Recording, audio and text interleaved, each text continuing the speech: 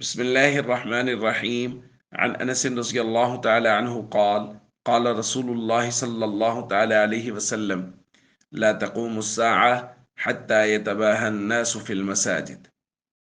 رواہ ابن ماجہ۔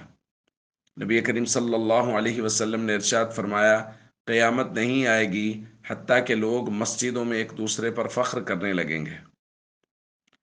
دوستو، مساجد کا بیان چل رہا ہے اور نبی کریم صلی اللہ علیہ وسلم نے مساجد کے متعلق کچھ چیزوں سے منع کیا ہے۔ مساجد میں ایک دوسرے سے آگے بڑھنا، اس کی تعمیرات کے معاملے میں، جیسا کہ ہمارے یہاں ہو رہا ہے کہ جی مساجد، ہماری مسجد زیادہ خوبصورت ہے، ہماری مسجد کے مینار زیادہ عمدہ ہیں، زیادہ بلند ہیں، زیادہ اچھے ہیں، بس یہی چیزیں اور یہی باتیں ہو رہی ہیں۔ مساجد کے میں جو اصل تعمیری کام ہے وہ ہے مساجد کی آبادی کا خیال کرنا، مساجد میں لوگوں کو اللہ کے ساتھ جوڑنا۔ اس سے توجہ ہٹتی چلی جا رہی، بس تعمیرات پر رہ گئی ہے۔ اسی لیے نبی کریم صلی اللہ علیہ وسلم نے کچھ لوگوں کا ذکر فرمایا کہ آخر زمانے میں کچھ لوگ آئیں گے، ان کی بہت سی علامات ہوں گی، لیکن ان میں سے ایک فرمایا مساجدہم عامرۃ، ان کی مساجد تعمیرات کے اعتبار سے تو بڑی عمدہ ہوں گی، ان کے مینار بلند ہوں گے، ان کی تعمیرات بڑی عمدہ ہوں گی، لیکن وہ مساجد خراب من الہدا، وہ ہدایت سے خالی ہوں گی، ان کے اندر ہدایت موجود نہیں ہوگی۔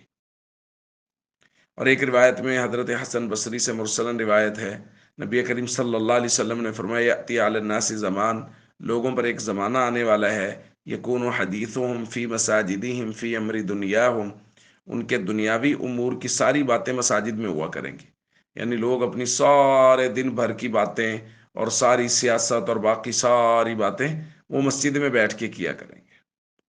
تو یہ امت کے زوال کا وقت ہوگا۔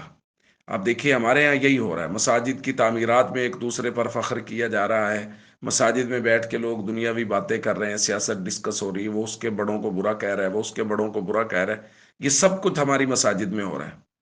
تو بھائی یہ امت کی تنزلی کا وقت شروع ہو جائے گا جب ایسے معاملات ہوں گے۔ اس لیے ہم سب کو چاہیے مساجد میں ظاہری تعمیر سے زیادہ اس کی باطنی تعمیر پہ، یعنی لوگوں کو اللہ کے ساتھ جوڑنے پہ محنت کریں، اور لوگوں کو نمازی بنانے پہ محنت کریں، اور لوگوں کے ظاہر اور باطن کو ہمیشہ پاک رکھنے کی کوشش کریں، اور اپنے اوپر بھی اسی بات کی محنت کریں۔